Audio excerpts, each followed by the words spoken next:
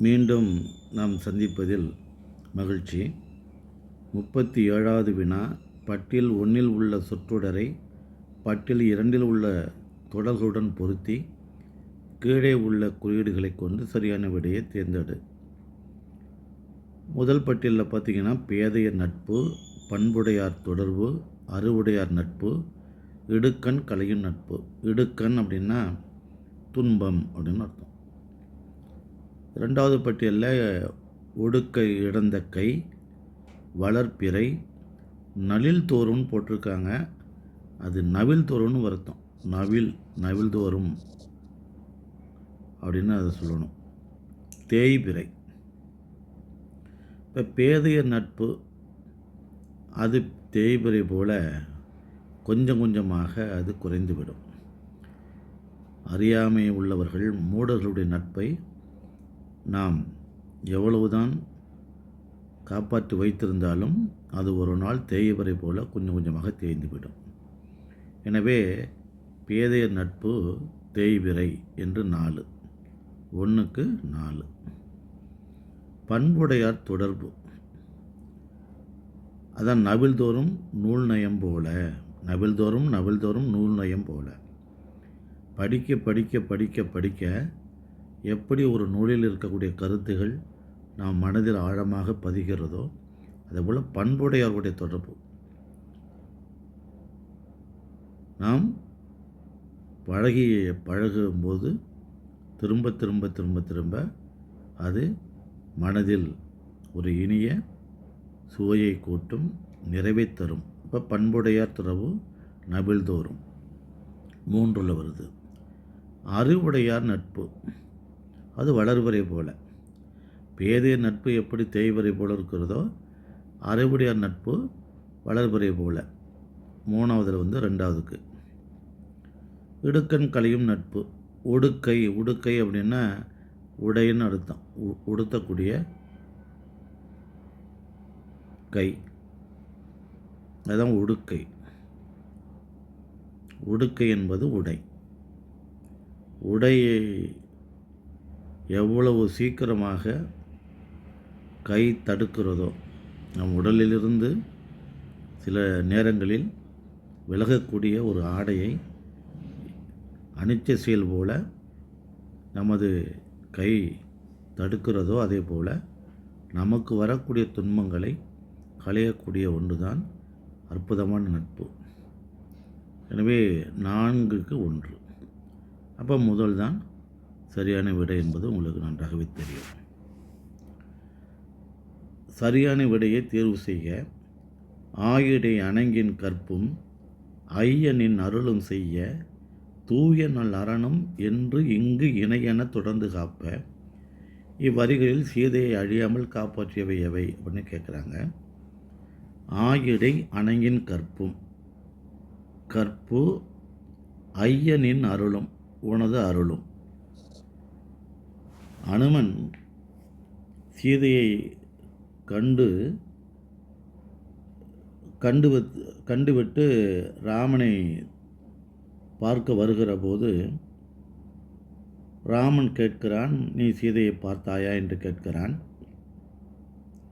நான் பார்க்கும் பொழுது ராவணன் வந்தான், சீதைக்கு சில இன்னல்களை கொடுத்தான்.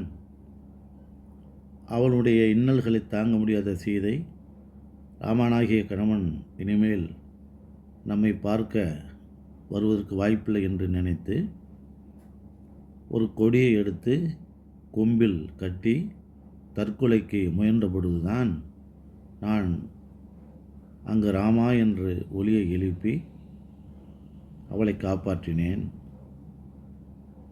நான் காப்பாற்றினேன் என்பதை விட ஆயிடை அணங்கின் கற்பும், அணங்குனா அந்த இடத்துல சீதையினுடைய கற்பு தான் அந்த நேரத்தில் அவளை தற்கொலையிலிருந்து காப்பாற்றியது. 10 மாதம் அசோகவனம் என்று சொல்வதை விட அச்சோகவனத்தில் அவள் இருந்து தன்னையும் காப்பாற்றி தன் கற்பையும் காப்பாற்றி கொண்டே இருக்கக்கூடிய நிலையில் இருந்தவள். ராவணன் அவள் மீது தனது தீய எண்ணங்களை அவ்வப்போது பாய்ச்சினாலும் கூட உறுதியாக இருந்தாள். எனவே அந்த உறுதியான கற்பு தான் அவளை காப்பாற்றியது. அது மட்டுமல்ல, ஐய ஏ ராமா, நின் அருளும் உனது கருணையும் எத்தனை உயிர்களுக்கு நீ நன்மை செய்தாய். குகனுக்கு மட்டுமா நன்மை செய்தாய்? எத்தனை உயிர்களுக்கு, சடாயுக்கு மட்டுமா நீ நன்மை செய்தாய்? எத்தனை உயிர்களுக்கு நன்மை செய்தாய்? அத்தனை உயிர்களுடைய அந்த தர்மம்தான் உனது மனைவியாகிய சீதையை அசோகவனத்தில் காப்பாற்றியது என்று சொல்லக்கூடிய ஒரு காட்சி. எனவே ஆயிடை அணங்கின் கற்பும் ஐயனின் அருளும் செய்ய தூய நல் அரணும் என்று இங்கு இணையென காப்ப. தூய நல் அரணும் என்று இங்கு இணையென தொடர்ந்து காப்ப. கற்பும் உன்னுடைய அருளும் மட்டுமல்ல, தூய நல் அறமாக இருக்கக்கூடிய உங்களது இல்லற வாழ்க்கையும், உங்களுக்காக சீதையும் அவருக்காக நீங்களும் தூய நல்ல அரணை காப்பாற்றி கொண்டிருக்கிறீர்களே, அதெல்லாம் சேர்ந்துதான் இதை அவளை தொடர்ந்து காப்பாற்றி கொண்டிருக்கிறது சீதையை என்று திருவடி தொழுத படலத்தில் அனுமன் சொல்லக்கூடிய காட்சியாக இது வருது. எங்கு ஆயிடி அணங்கின் கற்பும் ஐயனின் அருளும். இங்கே அன்பும் பண்பும் அப்படின்னா அது இல்லை. அன்பும் பண்பும் அறமும் பயனாக இருப்பது திருக்குறளில். அன்பும் அறனும் உடைத்தாயின் வாழ்க்கை, பண்பும் பயனும் அதுன்னு வரும். அதே போல் அது இல்லை. அன்பும் மரணம். அன்புக்கு நேர் எதிரே மரம், வீரம், ஏதோ அது இல்லை. அறிவு ஆற்றலும் அது இல்லை. எனவே ஆயிடை அணங்கின் கற்பும் ஐயனின் அருளும் செய்ய என்ற கற்பும் அருளும் என்கிறதன் விடை. வளன் என்ற சொல்லால் குறிக்கப்படுவன் யார் அப்படின்னா சூசையப்பர், தாவீதுடைய அப்பா, சூசிமாமுனிவர். அவனை பற்றி பாட்டுடை துவனாக வைத்து பாடப்பட்ட ஒன்று தான் ரச்சனை Yatrigam. H.A. Krishnapillai, Henry Albert Krishnapillai என்று சொல்லக்கூடிய H.A. கிருஷ்ணபிள்ளை எழுதிய ரச்சனை யாத்திரிகத்தினுடைய கதாநாயகன், பாட்டுடை தலைவன் யாருன்னா சூசையப்பர் தான், தாவீதுடைய அப்பா. அதை நீங்கள் தெரிஞ்சுங்க. கடலை குறிக்கும் தமிழ் சொற்கள். கடல் அப்படின்னா நிறைய சொல் இருக்குது. நம்முடைய தமிழில் ஒவ்வொரு வார்த்தைக்கும் நிறைய பொருள் கொண்ட சொற்களும் இருக்குது. இதில் ஆழி, அம்பி, ஆர்கழி, பவ்வம், முன்னீர், பரிசில், வாரணம், பறவை, புனை, ஆழி, ஆர்கழி, பவ்வம். இது நல்லா புரிஞ்சுக்கணும். ஆழினாலும் கடல் தான். ஆழி என்பதற்கு தேர்னு ஒரு அர்த்தம் இருக்குது. அதான் ஆழி தேர்னு சொல்கிறோம். ஆழி என்பதற்கு மோதிரம் என்கிற ஒரு பொருளும் உண்டு. இந்த இடத்துல ஆழி என்பதற்கு கடல், கடலுக்கு ஆழி என்ற பொருள் உண்டு. பறவை என்பதும் கடல் தான். ஆனால் வாரணம் அப்படின்னா உங்களுக்கு யானை, புனைனா தெப்பம், ஆனால் அது வருவதற்கு வாய்ப்பு இல்லை. பரிசில் அப்படின்னா அது தெப்பம். ஆர்கழி அப்படின்னா துன்பம். மன்னிக்கணும், அம்பி அப்படிங்கிறது ஓடத்தை குறிக்கும். எனவே இங்கே ஆழியும் ஆறுகளையும் கடலை குறிக்குது. இங்கே பவ்வமும் முன்னீரும் கடலை குறிக்குது. இங்கே பறவையும் புனையையும் கடலை குறிக்குது. ஆனால் இது மட்டும்தான் ஆழி, ஆறுகளி, பவம் மூன்றுமே கடலை குறிக்குது. எனவே கடலை குறிக்கும் தமிழ் சொற்கள் ஆழி, ஆறுகளி, பவம் அப்படிங்கிறது தெரியும். முன்னீர் அப்படிங்கிறது ரொம்ப ரொம்ப முக்கியமான ஒரு வார்த்தை. அடிக்கடி பயன்படுத்தக்கூடிய வார்த்தை முன்னீர். முன்னீர் வழக்கம் மகடோடு இல்லை. என்பது ஒரு இலக்கணம். முன்னீர்னா கடல். கடலில் பெண்களை வைத்து பயணம் செய்வது இல்லை. அதாவது பெண்கள் கடலில் கப்பல்கள் மீது அந்த காலத்தில் மரக்கலங்கள் மீது பயணம் செய்வது இல்லை. அந்த வழக்கம் தமிழில் இல்லை. முன்னீர் வழக்கம் மகடுவோடு இல்லை. மகடுன்னா பெண்ணுன்னு அர்த்தம். மகடு அப்படின்னா பெண்ணு. ஆடுவு அப்படின்னா ஆணு. அதான் மகடு முன்னிலை அப்படின்னா ஒரு பெண்ணை முன்னிறுத்தி பாடக்கூடிய இலக்கியத்துக்கு மகடு முன்னிலைன்னு பேர். ஒரு ஆணை முன்னிறுத்தி பாடக்கூடிய இலக்கியத்துக்கு ஆடு முன்னிலைன்னு பேர். இப்போ கலிங்கத்து பரணி ஆடு முன்னிலை. யாப்பருங்கல காரிகை என்ற இலக்க நூல் மகடு முன்னிலை. இதெல்லாம் இதை சார்ந்த விஷயங்களை தெரிஞ்சு வச்சுக்கணும். தமிழ் என்பது ஆழமான நிறைய கடல் போல செய்திகளை கொண்ட ஒரு மொழி. எனவே டிஎன்பிசிக்கு அந்த வினாவிற்கான விடையை மட்டும் நாம் படித்தால் போதும் என்று நீ நினைத்தீர்களானால் அது தவறான ஒரு பழக்கம். அதற்குள் எவ்வளவு நாம் தெரிந்து கொள்ள முடியுமோ, எவ்வளவுக்கு எவ்வளவு நமக்கு அந்த வாய்ப்பு கிடைக்கிறதோ அத்தனையும் நாம் தெரிந்து கொண்டால்தான் நிச்சயமாக எல்லா வினாக்களுக்கும் நாம் மிக எளிமையாக விடையெடுக்க முடியும். உண்மையாக சொல்ல வேண்டுமென்றால் இந்த வினாத்தாளுக்காக நான் ஒரு புத்தகத்தையும் ஒரு நூலையும் ஒரு இலக்கணத்தையும் ஏன் ஒரு நிமிடம் கூட யோசித்ததில்லை. வினாத்தாளை பார்த்த உடனே அதற்கான விடையும் நமக்கு தெரிந்து விடுகிறது. மீதமுள்ள மற்ற விடைகளுடைய செய்திகளையும் நமக்கு சொல்லுவதற்கு ஏற்கனவே நாம் படித்து வைத்திருக்கக்கூடிய செய்திகளை உடனே சொல்ல முடிகிறது என்றால் அவ்வளவு பயிற்சி நமக்கு வேண்டும் என்பதுதான் நிதர்சனமான உண்மை. எனவே கடலை குறிக்கும் தமிழ் சொற்கள் முதல்ல அம்பிங்கிறத சொல்லு கடலை குறிக்காது. ரெண்டாவது பரிசலுங்கிற சொல்லு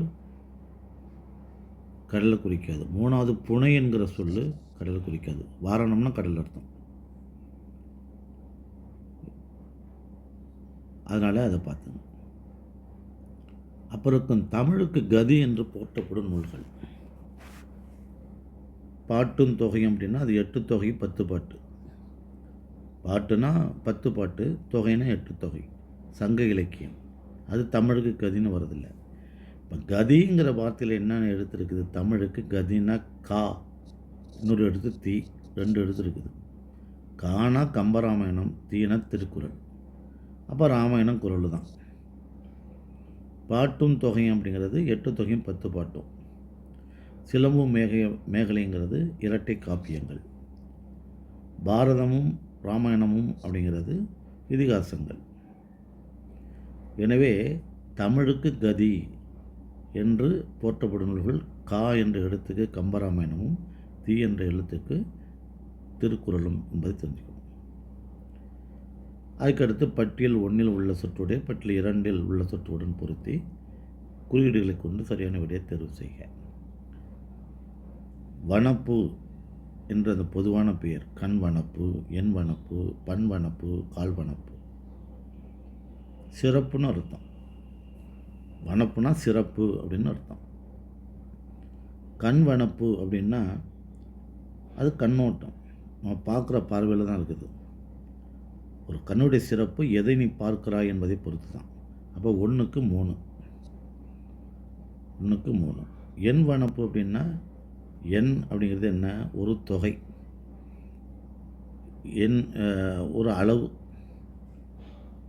இத்துணை, எவ்வளவு பெரிய, இவ்வளவு எடை அப்படின்னு இத்தனை சொல்கிறோம் இல்லையா? அதான் எண் வனப்பு. அப்போ 2க்கு 2 தான்.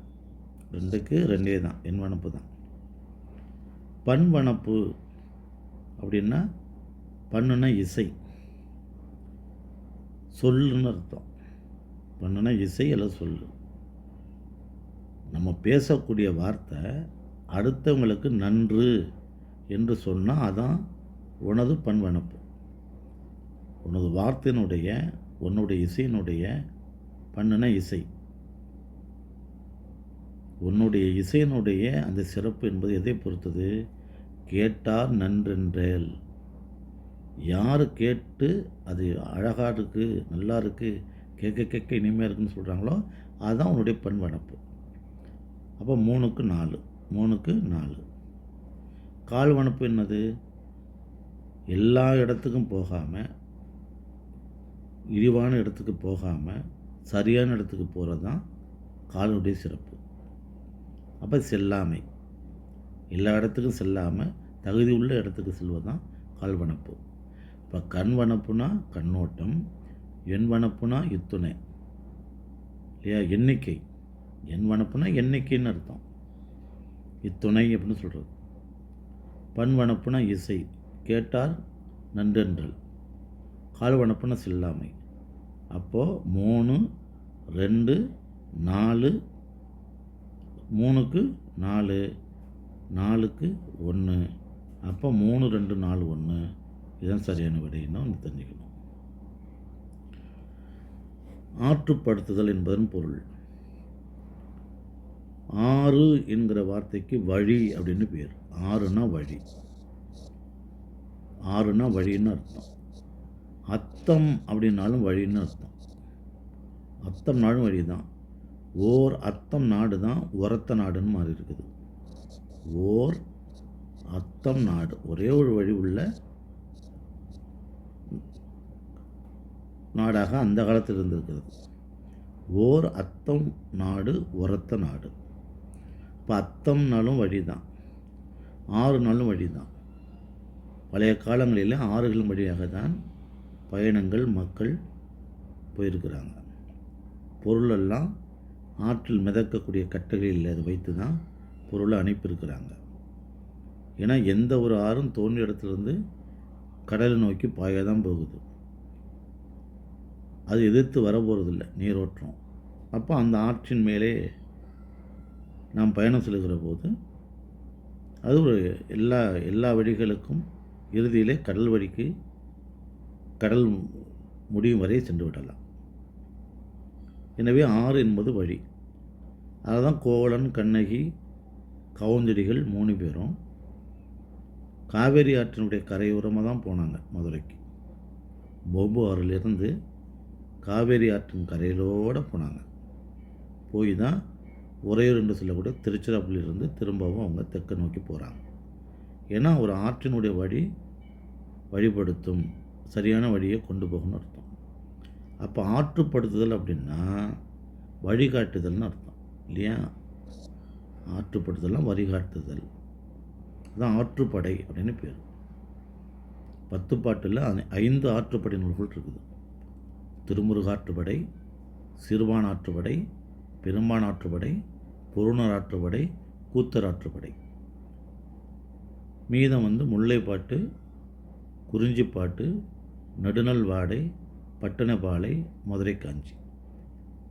இந்த 10 நூல்கள் தான் 10 பாட்டு அப்படின்னு பேர் சங்க இலக்கியத்தில். 10 பாட்டில் 5 ஆற்றுப்படை நூல்கள் இருக்குது. பரிசில் பெற்று வந்த ஒரு புலவன் பரிசில் பெற இருக்கக்கூடிய ஒருவனை வழிபடுத்துறது.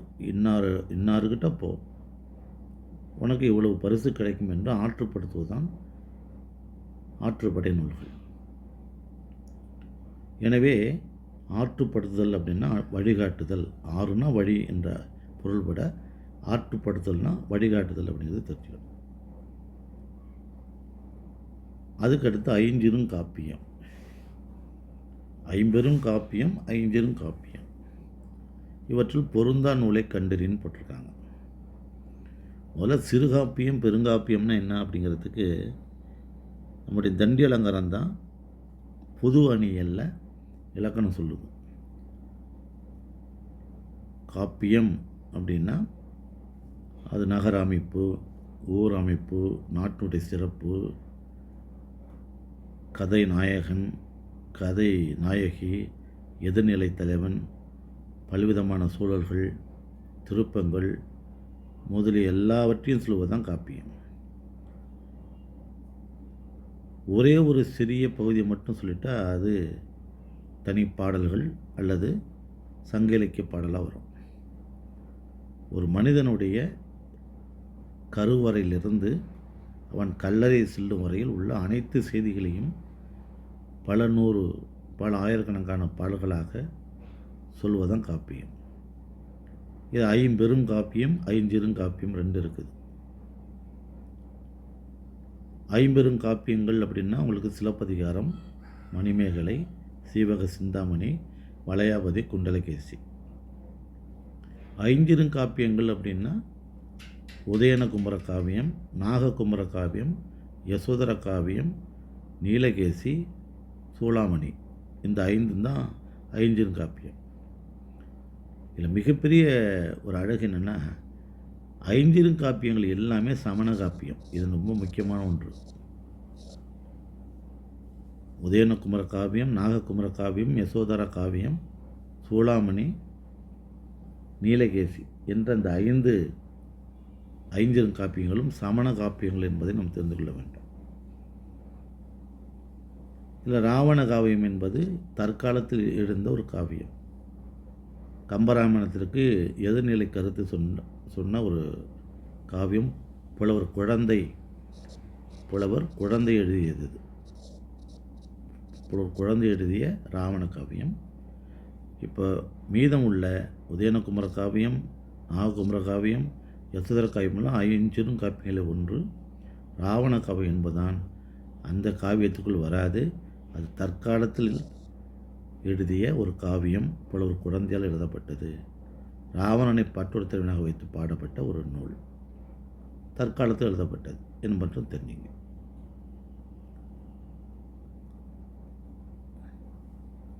அதுக்கடுத்து இதே போல தான் பட்டியல் 1ஐ 2உடன் பொருத்தி கீழே கொடுக்கப்பட்டுள்ள குறியீடுகளை 2 கொண்டு சரியான விடை தேர்க. புல், குளவு, மேழி, ஒல்லை. இப்போ எனக்கு ஒரு 25-30 ஆண்டுகளாக தமிழில் சிறு சிறு பயணம் இருப்பதனால் அது அதிகமாக ஆர்வம் கொண்டு பயிற்சி எடுத்ததுனால இந்த வார்த்தைகளுக்கெல்லாம் கூடும் அளவுக்கு எனக்கு பொருள் தெரியும். ஆனால் புதியவர்கள், தற்காலத்தில் படித்து கொண்டிருக்கிறவங்க, இவங்களுக்கெல்லாம் அந்த அளவுக்கு பொருள் தெரியுமா அப்படின்னு தெரியாது. ஆனால் இதில் தெரிந்த பொருள் ஏதாவது ஒன்று இருக்கும், அல்லது 1ஓ 2ஓ இருக்கும். அதை வைத்து கொண்டு விடை எழுதுவதில் கொஞ்சம் நெருக்கமான சரியான விடை எழுதிடலாம். ஏன்னா புல் அப்படின்னா இந்த புல் அப்படின்னு சொன்னீங்க அப்படின்னா இது புல் வகையை சார்ந்தது, செடி வகை. இந்த புல் அப்படின்னா பறவை. அதை நீங்கள் தெரிஞ்சுக்கணும். புல்லினங்கள், பறவை இனம். புல்லினம்னா புல், நாணல் புல், மூங்கில் புல் ஒன்று சொல்கிறோம் இல்லையா, அந்த எள்ளு வரும். எனவே புல் அப்படின்னா இந்த இடத்துல பறவையை சார்ந்தது இல்லைங்களா. பறவை என்பதற்கு இங்கே என்னது, அன்னம். அவள் 1க்கு 3 அப்படின்னு தெரிஞ்சுக்கணும். இப்போ உடனே அதை 1க்கு 3 இருக்கு அப்படின்னு நம்ம நினச்சோம்னா அதில் என்ன சிக்கல் வருதுன்னா, முதல்ல 4 விடையில் 1க்கு 3 எது வந்துச்சு அப்படி வந்திருந்தால் டக்குன்னு அடிச்சிடலாம். ஆனால் வினாத்தாள் எடுக்கிறவங்க கொஞ்சம் கூர்மையாக என்ன செஞ்சிடறாங்க, 2 இடத்துல 3 வரதுக்குள்ள எடுத்துடுறாங்க. இப்போ 2 இடத்துல 3 வரப்புல எடுக்கும்பொழுது இன்னொரு அடுத்தும் நம்ம ஒரு சரியான விடை நோக்கி போக வேண்டியிருக்குது. இப்போ புல் என்றால் பறவை, அப்போ அன்னத்தை எடுத்தோம்னா 1க்கு 3 போட்டுடலாம். 1க்கு 3 1 மட்டும் இருந்துச்சு அப்படின்னா போட்டுடலாம். ஆனால் இங்கே 2 3 இருக்கிறதுனால அதுக்கு அடுத்து ஒரு சரியான விடைக்கு நம்ம போகணும். அதுக்கப்புறம் இப்போ ஒல்லை அப்படின்னா விரைவுன்னு அர்த்தம். அது கொஞ்சம் நம்ம தெரிஞ்சுக்கலாம். கொஞ்சம் ஒல்லையில் வாப்பா அப்படிம்பாங்க, உள்ளே வா அப்படிம்பாங்க, சீக்கிரம் வா அப்படின்னு அர்த்தம். இப்போ ஒல்லைன்னா விரைவுன்னு அர்த்தம். அப்போ புல்லுன்னா அன்னம்னு ஒரு விடை நமக்கு தெரியுது, ஒல்லைன்னா விரைவுன்னு ஒரு அர்த்தம் இருக்குது. அப்போ 4ல் 1 எங்கே இருக்குது, இந்த 1 இருக்குது. அங்கே 3 இருக்குதா, 1க்கு 3 இருக்குதா, இருக்குது. அப்போ அதுதான் சரியாக விடையாக இருக்கும். மீதம் உள்ள நம்ம தெரியுதோ தெரியலையோ சரியாக இருக்குன்னு கொண்டு வந்துடலாம். ஏன்னா 2 தெரிஞ்சு போச்சே. புல்லுனா அன்னம், 1க்கு 3 தெரிஞ்சு போச்சு. அடுத்து ஒல்லைன்னா விரைவுன்னு தெரிஞ்சு 4க்கு 1ன்னு தெரிஞ்சு போச்சு. அப்போ 3க்கு 1க்கு 3 4க்கு 1ன்னு உள்ளது option D, C, option C. அப்போ அதை வச்சு எழுதிக்கலாம். அப்போ இதில் நம்ம தெரியுது குலவு அப்படிங்கிறதுக்கு விளங்கும் குலவு மொழியால். குலவு அப்படின்னா விளங்கக்கூடிய வார்த்தை பேசுறது குலவு மொழியால்னு அர்த்தம். விளங்கிய வாசி பேசுகிறது. மேழி அப்படின்னா கலப்பை. மோழைன்னா மாடு, மேழின்னா கலப்பை. அப்போது இதுதான் சரியான விடை அப்படின்னு நம்ம தெரிஞ்சுக்கணும். அதுக்கடுத்து பொருந்தாத இணையை கண்டறிக அப்படின்னு சொல்கிறாங்க. இது நிறைய ஆங்கில மொழி அதிகமாக உள்ளவங்களுக்கு தான் இதை ரொம்ப வேகமாக சரியாக அடிக்க முடியும். மிஷப் அப்படின்னா விபத்து, மிஸ்லாய்னா தவறான சொல், மிசரபிள் அப்படின்னா துக்கரமான, மிஸ்டீடு அப்படின்னா கெட்ட செயல். இதில் எனக்கு மிஸ்டீடுங்கிறதுக்கு எனக்கே தெரியல. அப்போ மிஸ்டீடுன்னா கெட்ட செயல்னு அர்த்தம் வரும்.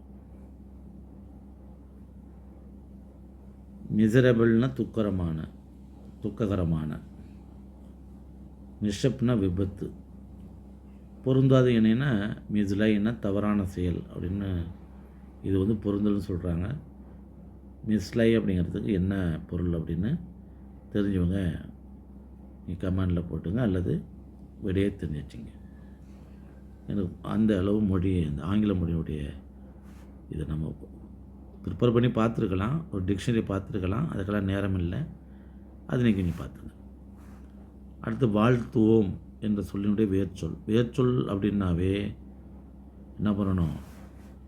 வேர்ச்சொல்னாவே கட்டளை சொல்ல வரணும் அப்படின்னு ஏற்கனவே சொல்லியிருக்கிறோம். வேர்ச்சொல் அப்படின்னாவே கட்டளை சொல் அப்படி வரணும்னு சொல்லியிருக்கிறோம். இங்கே நல்லா புரிஞ்சுது என்னென்னா, வாழ் என்பதும் கட்டளை சொல்லு தான், வாழ்த்து அப்படிங்கிறது கட்டளை சொல்லு தான். அப்போ வாழா வாழ்த்தா, ஏன்னா எந்த ஒரு வார்த்தையினுடைய வேர்ச்சொல் கட்டளையாக வர வேண்டும். சரிதான். இப்போ வாழ் அப்படிங்கிறது கட்டளை தான், வாழ்த்து அப்படிங்கிறது கட்டளை தான். அப்போ தான் என்ன பண்ணணும்? வாழ்த்துவோம் என்கிற இந்த வார்த்தையை பார்க்கணும். வாழ்த்துவோங்கிறதுடைய அடிநாதம் என்ன? வாழ்த்து தெரிவிக்கிறது தானே. வாழ்வோம்னா வாழ்னு சொல்லலாம், வாழ்வோம் அப்படின்னா வாழ்னு சொல்லலாம். இங்கே வாழ்த்துவோம் அப்படின்னா அதனுடைய அடிநாதம் வாழ்த்து தான். வாழ் என்பதும் கட்டளை சொல்லு தான். ஆனால் வார்த்தையினுடைய அர்த்தம் என்ன? வாழ்த்துவோம், வாழ்வோம் அப்படின்னு சொல்லலை. வாழ்வோம்னு சொன்னால் வாழ் கட்டளை சொல், அதான் வேர்ச்சொல். வாழ்த்துவோம் என்பது வாழ்த்து என்ற அந்த வேர்ச்சொல் இருந்தால் வாழ்த்துவோம், நாம் எல்லோரும் சேர்ந்து அவர்களை வாழ்த்துவோம் என்று வேற ஒரு வார்த்தையாக அது பிரிகிறது. அப்போ இரண்டும் கட்டளை சொல்லாக இருந்தாலும் அந்த சொல்லினுடைய அடிநாதம் எதை உணர்த்துகிறது என்று பார்த்து அதனுடைய வேர்ச்சொல்லை பார்க்கணும். எனவே வாழ்த்து என்பதுதான் சரி, வாழ் என்பது சரியில்லை. மீதம் உள்ளவற்றை அடுத்த வீடியோவில் பார்ப்போம். நன்றி, வணக்கம். இந்த சேனலை சப்ஸ்கிரைப் பண்ணுங்கள். நம்ம ஒவ்வொரு வினாவையும் நிறுத்தி நிதானித்து அதற்கான விடை மட்டுமல்ல, மற்ற விடைகளுக்கு என்னென்ன பொருள் உண்டு, அதற்கான வினாவாக இருந்தால் எப்படி கேட்கலாம் என்கிற அடிப்படையில் நம்ம போவதனால மெதுவாக செல்ல வேண்டியிருக்கிறது. ஆதரவு கொடுங்க. இந்த சேனலை சப்ஸ்கிரைப் பண்ணி பாருங்கள். அது யாருடைய உதவி இல்லாமல் நேரடியாக உங்களது காதுக்கும் உங்களுடைய மனதிற்கும் உங்களுடைய கண்ணுக்கும் டைரெக்டாக வந்துடும் என்று சொல்லி விடைபெறுகிறேன். நன்றி, வணக்கம்.